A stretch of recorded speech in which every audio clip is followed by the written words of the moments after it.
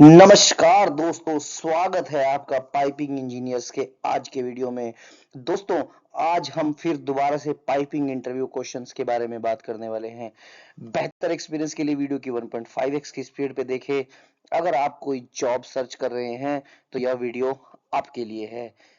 आज का वीडियो बहुत ही बेहतरीन होने वाला है। जरूर कुछ अच्छे क्वेश्चंस के बारे में बात करेंगे। आइए बढ़ते हैं हम आज की अपनी वीडियो की तरफ।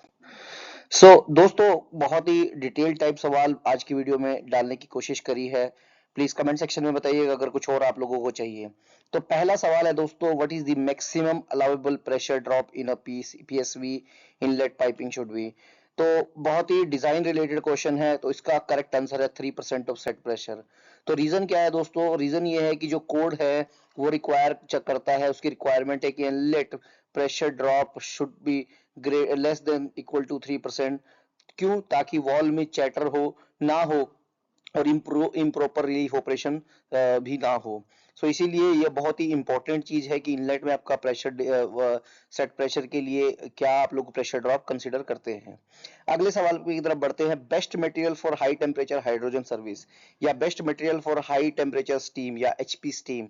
तो इसका आंसर है दोस्तों एसटीएमए A335 P91। दोस्तों, ये जो क्रोमियम मोलिब्डेनम स्टील्स होते हैं P91 P22, generally high pressure high temperature services के लिए हम इन्हीं को यूज करते हैं।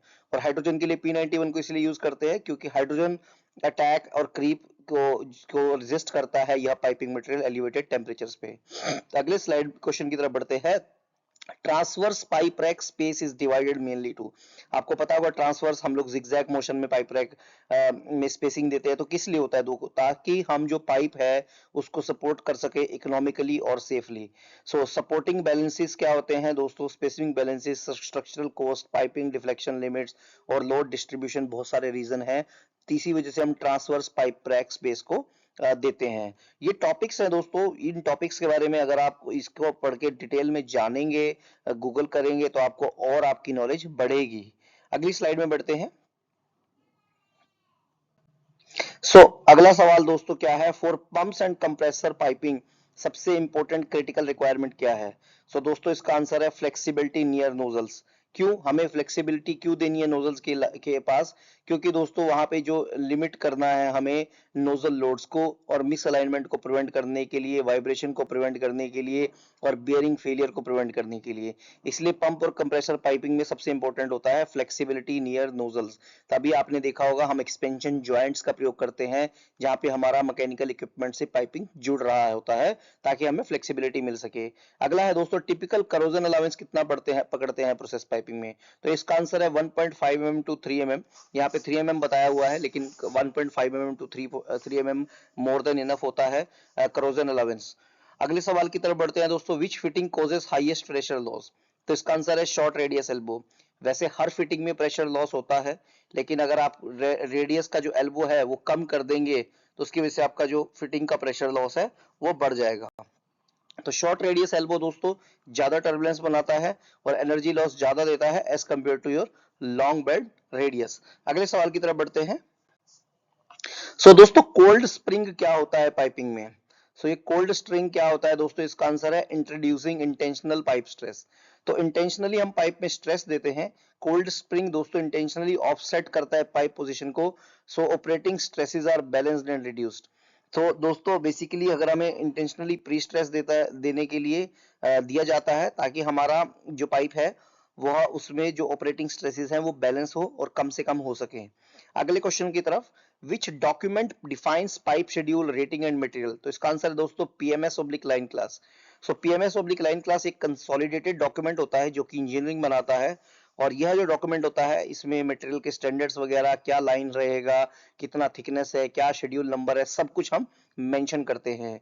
अगला सवाल है दोस्तों, what is the most common cause of flow induced vibration? सबसे कॉमन कॉज क्या है दोस्तों? टर्बुलेंस और रेजोनेंस। तो आपने पढ़ा होगा लेमिनार फ्लो और टर्बुलेंस फ्लो। तो अगर आपके फ्लो में टर्बुलेंस है, यानी कि फ्लो में बहुत ज्यादा मूवमेंट है, तो आपका जो वाइब्रेशन है वो ज्यादा बढ़ जाएगा हाई वेलोसिटी होने की वजह से, या टू फेज का फ्लो चल रहा है। मतलब अगर आपका बहुत ही हाईली विस्कस फ्लो है, या काउस्टिक या resonance are primary vibration drivers.